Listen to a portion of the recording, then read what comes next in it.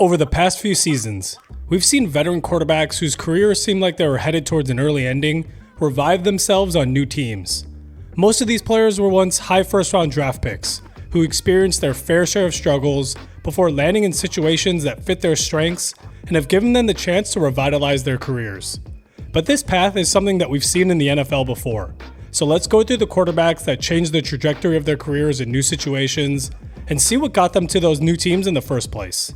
For the first quarterback, we have to go all the way back to 1971. Coming off of a Heisman-winning season at Stanford, beating out the likes of Joe Theismann and Archie Manning, Jim Plunkett was drafted first overall in 1971 by the Patriots.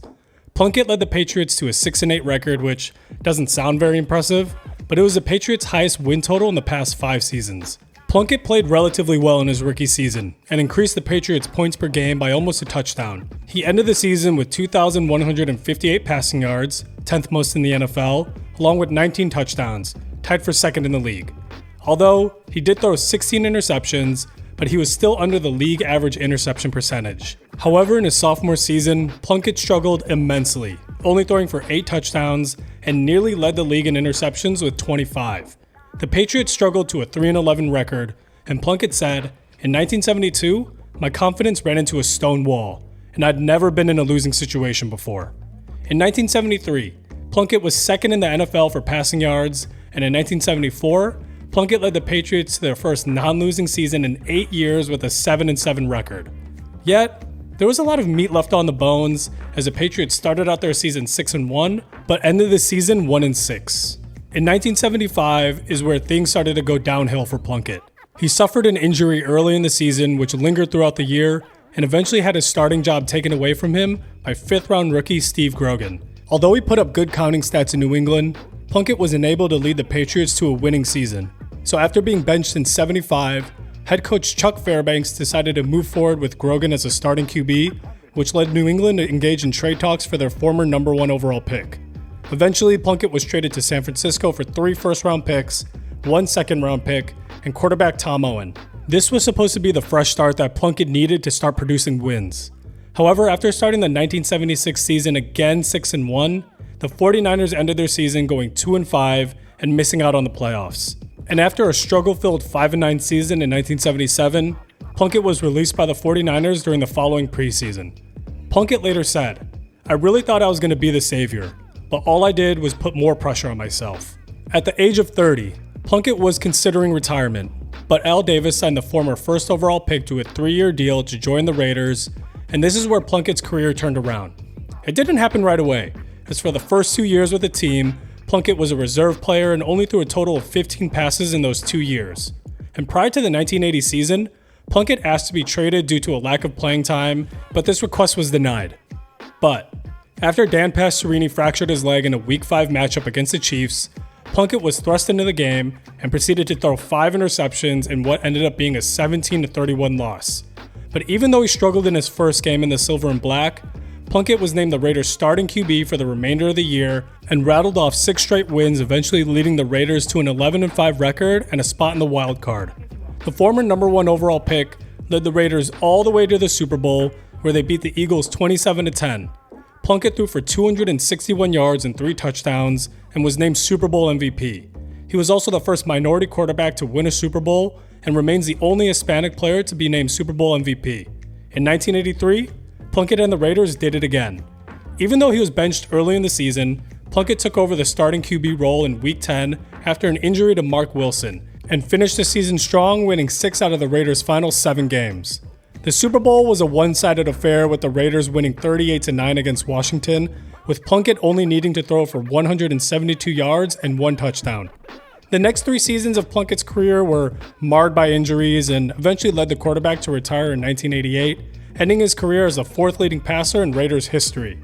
Statistically, the next quarterback didn't revitalize his career with a new team, but he did win a ring with his second NFL team, and that's Doug Williams.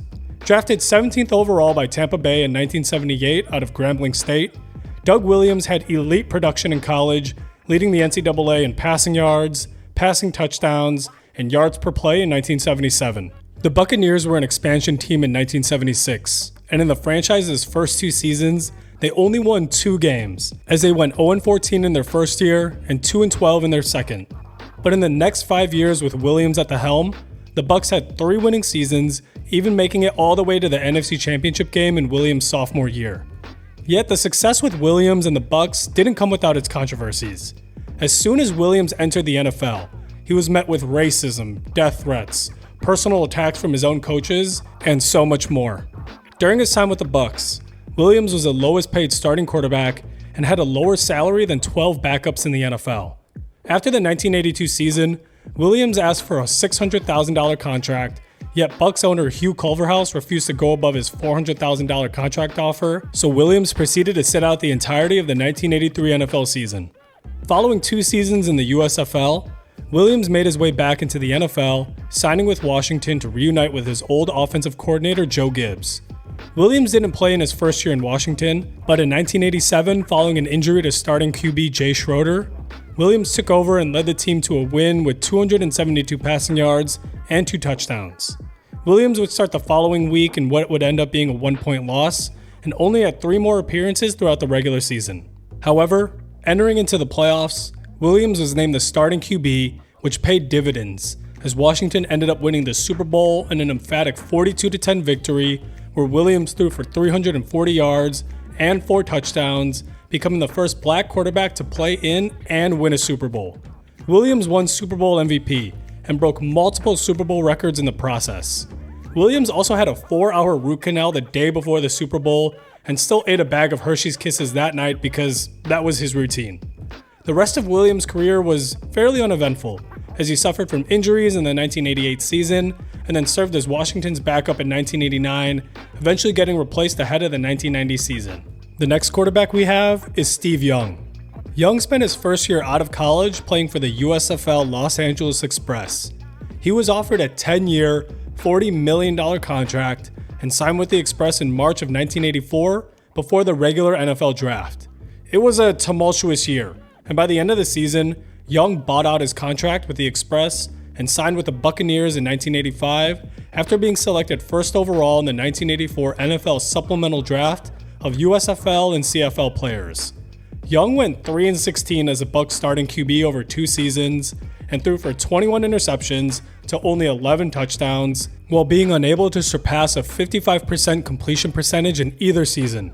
Young was traded to the 49ers to serve as Joe Montana's backup following the 1986 season and played sparingly from 1987 to 1990. Then, after Montana was injured in the 1990 NFC Championship game, Steve Young had his chance to start, but his play was up and down, going 4-5 through his first 9 starts. Young injured his knee in his 9th game and was replaced by backup Steve Bono, who proceeded to lead the Niners to 5 straight wins. But Bono went down with an injury in the Niners' second to last game, which gave Young the chance to start in the 49ers' final game against the Bears. In this game, Young threw for 338 yards and 3 touchdowns, leading the 49ers to a 52-14 victory. Young's starting spot was in question heading into the 1992 season, as Montana appeared to be close to recovering from his elbow injury, but he was unable to recover in time for the start of the season, and this started the Steve Young era in San Francisco. But it wasn't a consensus belief that Young should have been the Niners' starting quarterback. Before the 1993 season, the Niners team owner stated that he wanted Joe Montana as a starting 49ers QB, and the locker room was also split on who should be the starter. Yet, on April 20th, 1993, Joe Montana was traded to the Kansas City Chiefs for the 18th overall pick. The start of the 1993 season wasn't smooth sailing, as in the 49ers' first 5 games, Young threw 9 interceptions as he was also dealing with a thumb injury. But by the end of the season, Steve Young set the franchise record for passing yards and led the league in touchdowns while also leading San Francisco to a 10-6 record and an NFC Championship game appearance. In his time with the 49ers, Steve Young would win MVP twice, make first-team All-Pro 3 times, second-team All-Pro 3 times, and lead the 49ers to a Super Bowl victory, being named Super Bowl MVP as the first player ever to finish a Super Bowl as the game's leading rusher and passing yards leader. I don't know if we'll ever see a career quite like Steve Young's ever again, but this next quarterback's path through the NFL is close. Rich Gannon was a 4th-round pick in the 1987 NFL Draft by the New England Patriots. But he wasn't in New England for long, as he was traded 6 days after draft night to the Vikings for a pair of draft picks. Gannon's first 3 years only included 21 pass attempts, serving as the third-string quarterback on Minnesota's roster. Heading into the 1991 season, Gannon was demoted to third-string QB once again, but ended up taking over the starting role in Week 6 where the Vikings went 6-5. Statistically, it was a better year for Gannon, as he reduced his interceptions, increased his completion percentage, and took less sacks. In the 1992 season, Gannon was given the starting job to start the year, but even though he went 8-3 in his first 11 games as a starter, Gannon was benched following the Vikings' Week 12 win where he threw for 26 yards and 2 picks. Gannon would only start one more game that season, which was a loss to the 49ers. And on August 19th, 1993, Gannon was traded to Washington for a conditional 5th-round pick and found himself again as a third-string QB. Gannon only started 4 games in Washington in 1993 and sat out the entirety of the 1994 season with an injury. So in 1995, Gannon signed with the Chiefs, where he served backup to Steve Bono. In 1997, Gannon did play well in his starting minutes towards the end of the season following an injury to Elvis Grbac. This caused some controversy though, as head coach Marty Schottenheimer chose to play Grbac in the playoffs when he returned from his injury, rather than going with a hot hand. The Chiefs ended up losing that playoff game, and both QBs split time in 1998 after Grbac suffered an injury in Week 1 of that season. In 1999, Gannon signed with the Oakland Raiders as John Gruden's full-time starting QB, and this is where things really took off for the veteran quarterback.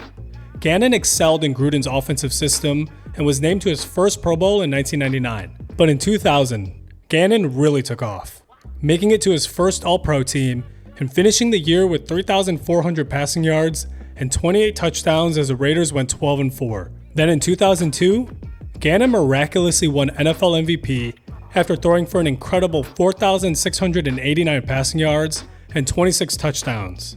The Raiders made it all the way to the Super Bowl. But unfortunately, that game was sort of the end of Gannon's career in the NFL. He threw 5 interceptions in the Super Bowl, mainly attributed to the fact that Raiders head coach Bill Callahan failed to change much of the offense from the time when Gruden was still head coach, which was obviously an issue because Gruden was serving as the head coach on the other sideline. In the following season, Gannon suffered a season-ending shoulder injury and then a neck injury in 2004, effectively ending his NFL career. The next quarterback we have is Drew Brees. Drew Brees was a second-round draft pick in the 2001 draft to the San Diego Chargers. Brees took over the starting QB spot in the 2002 season over Doug Flutie and led the Chargers to an 8-8 record, along with 3,284 yards, 17 touchdowns, and 16 interceptions. After a 1-7 start in the 2003 season, Brees was replaced by Flutie, but he regained the starting job in Week 15, where he ended the season with more interceptions than touchdowns. Ahead of the 2004 season, Phillip Rivers was drafted by the Chargers, which led to quarterback controversies. But Rivers held out in training camp, which gave Brees a starting job for that season. This led to success for Brees, as he went 11-4 as a starter and put up great numbers, going for 3,159 yards, 27 touchdowns to only 7 interceptions, winning Comeback Player of the Year and making it to his first Pro Bowl. Brees was tagged ahead of the 2005 season, which gave teams the opportunity to sign Brees, but if they did, they would need to give the Chargers 2 first-round picks. So, Brees was a starting quarterback for the Chargers heading into the year and put up career-high passing yards, but in what would be his last game as a Charger, Brees unfortunately tore his labrum following a hit by John Lynch. The Chargers offered an incentive-laden contract to Brees following the 2005 season, but he ended up signing a 6-year, $60 million deal with the Saints on March 14, 2006. This kicked off the renaissance of Drew Brees' career, as in his next 15 seasons with the Saints, Brees finished second in MVP 4 times, made 5 All-Pro teams, won a Super Bowl and earned Super Bowl MVP, and left behind a career as one of the best quarterbacks of all time. In New Orleans, Brees led the league in passing yards 7 times, led the league in touchdowns 4 times, led the league in completion percentage 6 times, and was at one point the NFL's all-time passing yards leader. The next quarterback we'll look at is Alex Smith. The former first overall pick in the 2005 NFL Draft had a slow start to his career dealing with injuries and sporadic playing time. In his rookie year, Smith played 9 games, throwing for only 1 touchdown, but had a brutal 11 interceptions, along with a 14.5% sack percentage. With a new offensive coordinator heading into his second season along with more weapons, Smith started the season well, with 818 yards along with 3 touchdowns and no interceptions. Yet, over the next 5 games, Smith threw 7 picks, with the 49ers sitting at a 2-5 record. Smith ended his second season with the same number of touchdowns as interceptions, along with just under 2,900 passing yards, but hopefully some momentum heading into his third year. In 2007, he started out the season with 2 wins, throwing for 126 yards and no touchdowns in each game. But he suffered a shoulder injury that would linger throughout the entire season and was eventually placed on IR on December 11th that ended his year. Smith didn't play in 2008 due to complications from his shoulder surgery, and he ended up taking a pay cut heading into the 2009 season, which adjusted his contract from $24.6 million in his final 2 years to just $8 million in 2009 and 2010. Smith's 2009 and 2010 seasons were filled with struggles, along with injuries, as he went 8-12 as a 49ers starter across those 2 seasons. Then, in 2011, the 49ers hired head coach Jim Harbaugh, along with offensive coordinator Greg Roman. Smith signed a 1-year, $5 million contract ahead of the 2011 season, with Harbaugh naming Smith as a starting QB. This was by far Smith's best season, as the 49ers went 13-3, with Smith throwing over 3,000 yards for the first time in his career, along with 17 touchdowns to only 5 picks. Smith was seen as a game manager during this time, and the Niners did only rank 29th in the NFL in terms of total passing yards. The Niners had a first-round bye and made it past the Saints in the divisional round, with Smith throwing for just under 300 yards and 3 touchdowns, along with a touchdown on the ground. But they did lose to the Giants in the NFC Championship game in overtime. As a free agent after the 2011 season, the Niners signed Smith to a 3-year, $24 million contract to stay in San Francisco. But this would end up being Smith's last year in the Bay. Smith was replaced by Colin Kaepernick following a concussion against the Rams, and only threw 1 more pass for the 49ers before he was traded to the Chiefs for a second-round pick in the following offseason. Smith was named the starter in KC by Andy Reid and proceeded to make his first ever Pro Bowl and started a 5-season streak throwing for over 3,000 yards. Never had double-digit interceptions in those 5 seasons and led KC to winning seasons from 2013 to 2017. The Chiefs had multiple playoff appearances, like in Smith's first year, where they had an insane wildcard matchup against the Colts where they lost by 1 point, but came back with a 30-0 shutout against the Texans in 2015 before losing to the Patriots by 7 in the divisional round. 2017 was Smith's best statistical season, as he threw for over 4,000 yards with 26 touchdowns and only 5 interceptions, while leading the league in passer rating. But even with his great season, because of Patrick Mahomes, Smith was traded to Washington in exchange for Kendall Fuller and a 3rd-round pick. Unfortunately, Smith suffered a gruesome leg injury in 2018 that ended up being life-threatening, with complications from surgery that led to 17 subsequent surgeries, with doctors even considering amputation above the knee. Smith somehow came back in 2020 and played in 8 games and led Washington to a 5-1 record as a starting QB. He was of course named NFL Comeback Player of the Year, but was waived on March 5th, 2021. Ryan Tannehill is the next quarterback to have a career revival with his second team.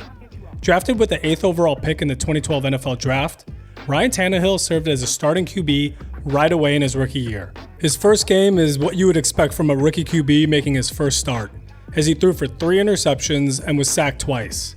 But the following week saw the Dolphins winning 35-13 against the Raiders, with Tannehill throwing his first career touchdown with no picks.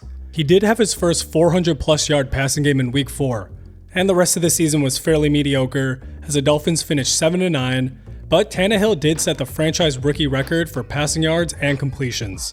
Tannehill only had 1 winning season in Miami, as he went 8-8 in his following 2 years, and then 6-10 before going 8-5 as a starter in 2016. However, he tore his ACL late into the season and missed the Dolphins' first playoff game, along with the entirety of the 2017 season. 2018 was Tannehill's last year in Miami, and he was a part of that crazy win against the Patriots, which ended with multiple laterals and gave the Dolphins the 1-point win. But this season had more injuries for Tannehill, and he didn't even surpass 2,000 passing yards in his 11 starts. So on March 15th, 2019, Ryan Tannehill was traded to the Titans for a 4th and 7th round pick. After the trade, he signed a 1-year deal worth up to $12 million. But at the start of the season, he was serving as backup to Marcus Mariota. He replaced Marcus Mariota during Week 6 and then proceeded to serve as the Titans' starting QB for the remainder of the season, where he put up some great numbers in his final 10 regular season games. The Titans made the playoffs, and their first-round matchup was against the defending Super Bowl champ Patriots. The Titans ended up winning this game without Tannehill having to do much, as he only completed 8 passes for 72 yards and a touchdown with 11 yards on the ground. And it was a similar story in the divisional round, as Tannehill completed 7 passes for 88 yards, but 2 touchdowns, in a 16-point win against the Baltimore Ravens, who were favored heading into this matchup. Thus, the Titans found themselves in the AFC Championship game against the Chiefs, and although the Titans got off to a 17-7 lead midway through the second quarter, the Chiefs ended up coming back and winning the game by 11. Tannehill played well with 209 yards and 2 touchdowns, but the Titans defense could not stop the Chiefs as they were outscored 28-7 starting midway through the second quarter. Tannehill won NFL Comeback Player of the Year and was awarded a 4-year extension worth $118 million, with $62 million being guaranteed. Tannehill's best statistical year came in 2020 as he threw for 3,800 yards and 33 touchdowns to only 7 picks, while scoring 7 touchdowns on the ground. The Titans found themselves matched up against the Ravens once again in the playoffs, but couldn't pull out the win this time. 2021 was a 12-5 season for the Titans, and the team secured a first-round bye, but they lost to the Bengals in the divisional round, and this was Tannehill's last playoff appearance. He suffered an ankle injury in the middle of the 2022 season, which was re-aggravated and ended his season early. And in 2023, after beginning the year as the Titans' starting QB, Tannehill was eventually benched for rookie Will Levis. He did start 2 of the Titans' final 3 games, and his final game would be a win against Jacksonville, where he threw for 168 yards and 2 touchdowns. Now, we finally get to our first active quarterback, who had a very long journey to get to where he is today. Geno Smith's career was up and down before he even got drafted. In the weeks leading up to the draft, Smith was seen as a first-round lock and was invited to the green room for the 2013 NFL Draft. But after the Bills took Florida State quarterback E.J. Manuel, Smith's chances of being a first-round QB started to dwindle. And as the broadcast loves to do, there were so many shots of Geno Smith sitting disappointed at his table at the situation unfolding in front of him. He was eventually chosen in the second round by the New York Jets and got to finally walk across the stage and hug the commissioner with his Day 2 draft outfit on. Smith was supposed to sit behind Mark Sanchez in 2013, but following a shoulder injury suffered by Sanchez against the Giants, Smith was named the Jets' starting QB. The Jets ended up going 8-8 this season, with Smith showing gradual improvement throughout the year, eventually ending his rookie year with over 3,000 passing yards and 18 combined touchdowns, but he did throw 21 interceptions. Smith was named the starter heading into his second year, but was benched multiple times throughout the year for Mike Vick. Smith and some of his teammates also missed a team meeting the night before a game because they went to the movies and got their times messed up because of the 3-hour time difference between the East and the West Coast. Before the 2015 season, Smith suffered a fractured jaw after his teammate punched him in the face, which required surgery. He only made 1 appearance this season during a Week 8 loss, where he threw for 265 yards and 2 touchdowns in relief of an injured Ryan Fitzpatrick. In 2016, Fitzpatrick re-signed with the Jets, so that meant Smith would serve as backup. Smith did have 1 start this season, but unfortunately, he tore his ACL in that game, which placed him on IR for the remainder of the season. The next 2 seasons saw only 1 start for Geno Smith as he spent his time on the Giants and Chargers. His lone start was controversial, as it ended Eli Manning's 210-game starting streak with the New York Giants. Smith lost this game, as he had 2 first-half fumbles, and Manning was named the starter in the following week, so that was all for naught. In the 2019 offseason, Smith signed with the Seattle Seahawks. He didn't see any action in the 2019 season as he served backup to Russell Wilson, and saw very limited action in 2020. 2021 is where Smith saw his first real action, as he started 3 games in the middle of the season after Russ suffered a finger injury, and he played well in those starts, throwing for 4 touchdowns to no picks, but going 1-2 in those 3 games. Smith was re-signed by the Seahawks for the 4th season in a row heading into 2022, and competed against Drew Lock for the starting role after Russ was traded to the Broncos. Smith was eventually named the starter on August 26th, and the rest was history. Smith came out with a bang, defeating the Russ-led Broncos at home during the first Monday Night Football matchup of the year. This win also gave us an iconic quote from Geno in the post-game interview.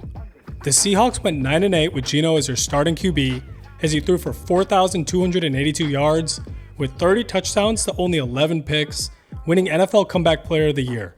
The Seattle Seahawks made the playoffs but lost their first-round matchup to the Niners.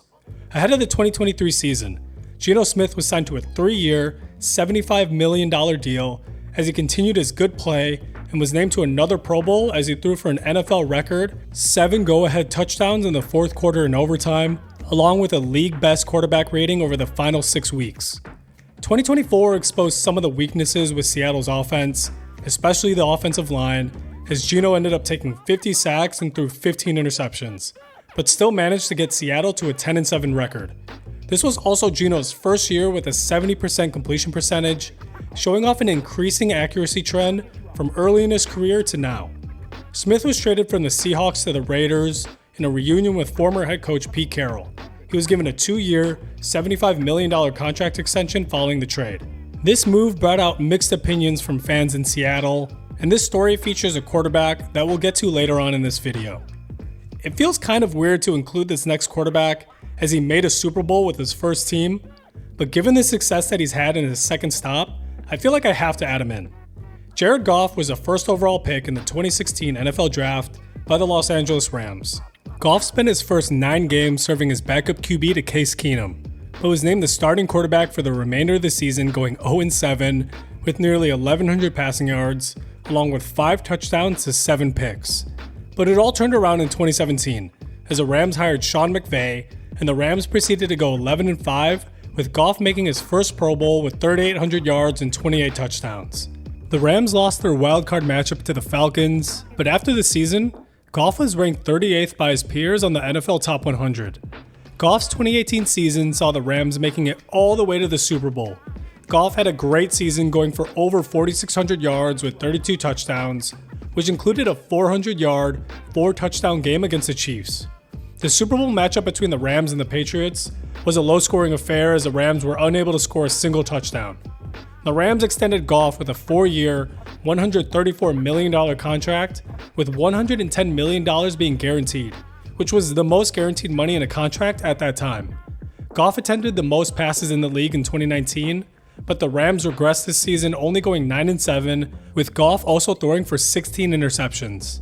In Goff's final season with the Rams, he suffered a broken thumb which caused him to miss the season finale. The Rams made the playoffs, and Goff was cleared to play, but he initially began the wildcard matchup against the Seahawks as a backup to John Wolford. Wolford left the game with a neck injury, and although Goff only completed 9 passes, the Rams were able to win the game by 10 points. Their season ended the following week to Green Bay, and that ended up being Goff's final game as a Ram. On March 18, 2021, Goff was traded to the Lions in exchange for Matt Stafford. Many saw this move as a way for the Lions to accrue draft capital, as there wasn't much confidence that Goff could be the franchise quarterback that Stafford once was for the Lions. In Goff's first season with Detroit, they lost their first 8 games and finally got their first win in Week 13 against the Vikings after a game-winning touchdown pass from Goff to Amon-Ra St. Brown. 2022 was a winning season for Detroit, and Goff's first season under Ben Johnson. Goff ended up throwing for over 4,400 yards with 29 touchdowns and only 7 picks, leading the Lions to a 9-8 record with another Week 18 win against the Packers, which again kept Green Bay out of the playoffs. The following 2 seasons saw dominant offenses from Detroit as they had a combined 27-7 record. Goff threw for over 4,500 passing yards in both seasons, along with at least 30 touchdowns, and finished top of the league in points per game during this stretch.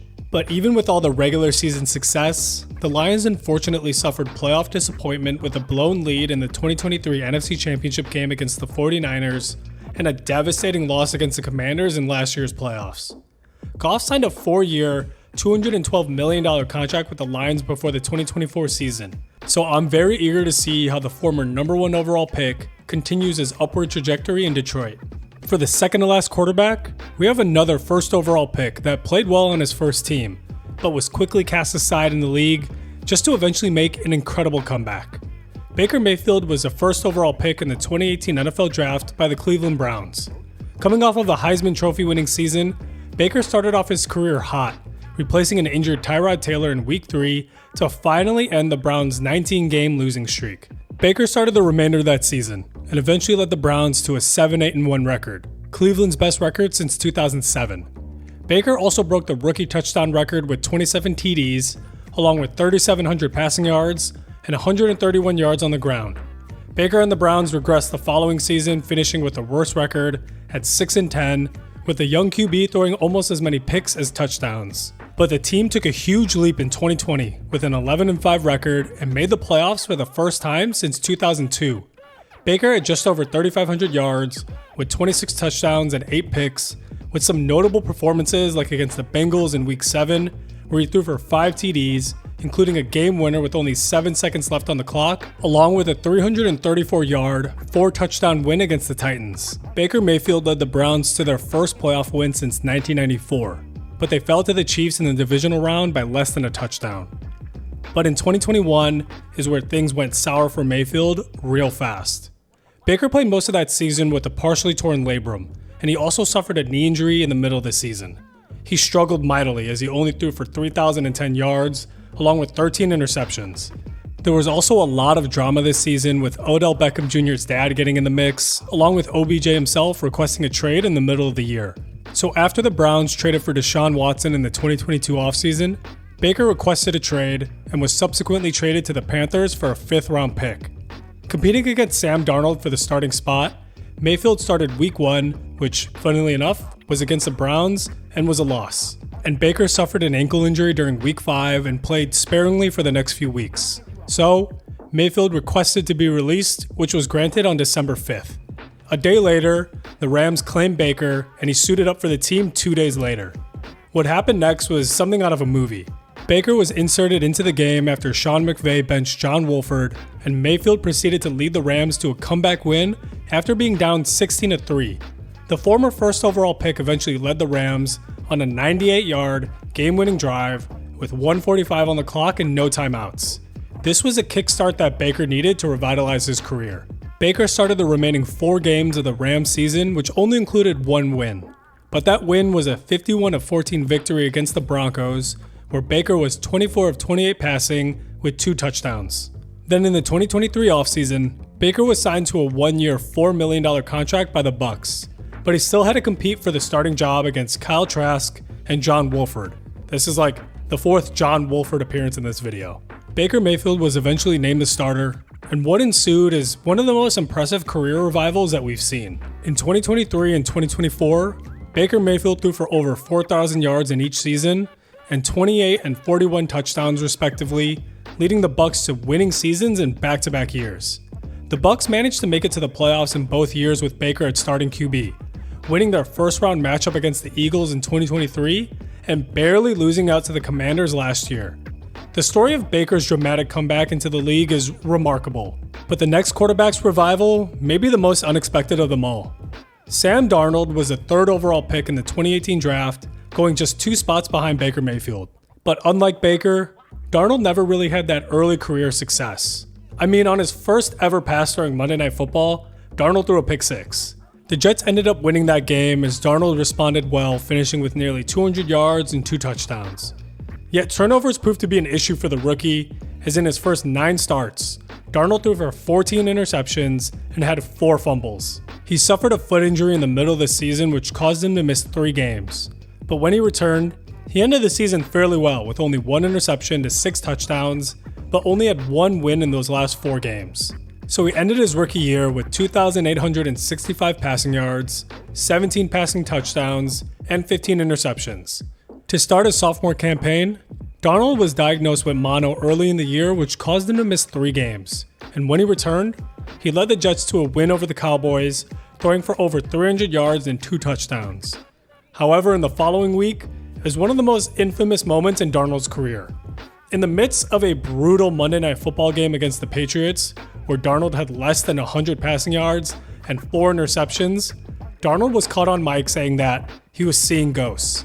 This led to a lot of mockery and even analysis of Sam Darnold's performance in each state to see if there is a correlation between his passer rating and how many ghosts, parentheses, deaths in that previous year, were present.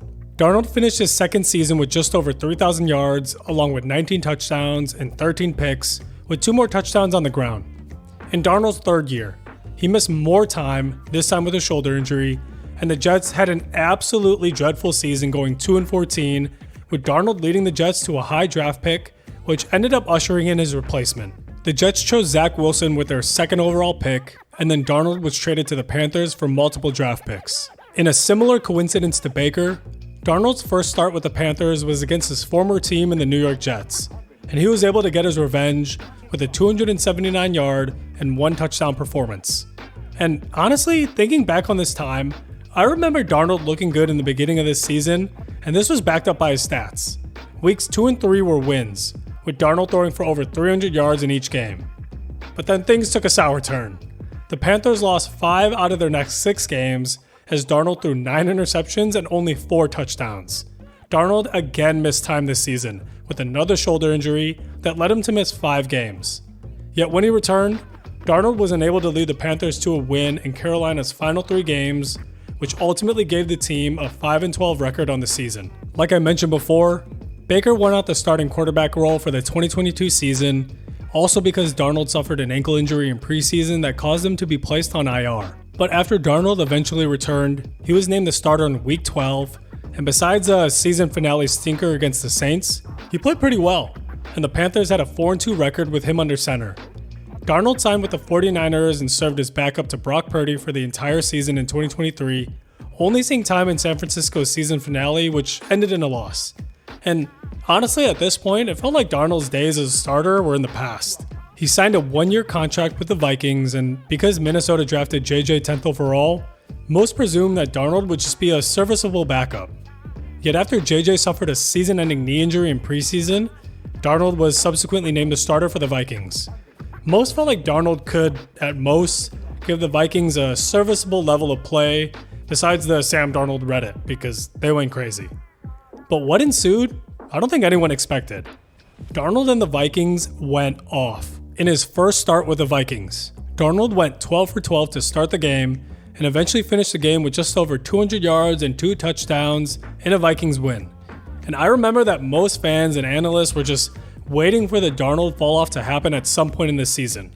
But week by week, Darnold just continued to prove people wrong, as the Vikings went 5-0 to start the year, with Darnold throwing for 11 touchdowns in those first 5 games.